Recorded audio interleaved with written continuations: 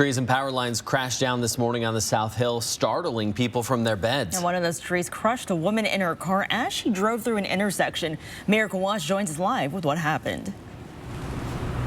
Nia, Aaron, we're here near 27th and Post, just a few blocks away from Comstock Park in the South Hill, around 6:30 this morning. People here on the South Hill woke up to what they described as the sound of an explosion. That was a woman driving through this intersection who was crushed and killed by this tree right here. Now, from one block to the next in this area, you could tell why these storms are so devastating. Literal inches were the difference between life and death. It's frustrating and it's a real tough situation. They tried everything they could. The tree was just covering the whole car. We couldn't do anything to get him out. Tried to get into the back of the car and get him out. There's just no way. Inside the tangle of branches, inside that car, a woman who didn't have a chance. Mike Whitney and his son tried getting chainsaws, but it was clear to him something much bigger was needed to save that woman's life.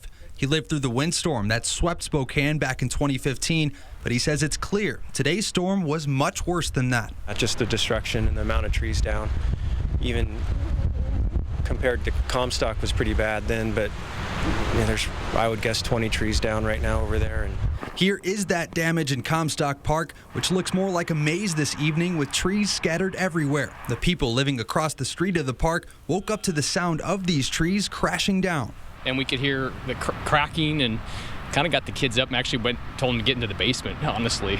But the Jensens are counting their blessings tonight as the fallen trees somehow dodged their home and cars. We are very grateful that the house didn't get hit, and obviously the cars are so close to the trees, so we're just body and souls together. And another family on the South Hill isn't feeling as lucky tonight as this massive tree crushed the middle of their house.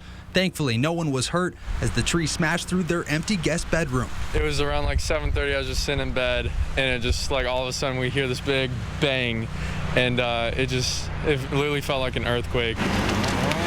One neighborhood, three very different outcomes in a windstorm all too familiar for those who live here.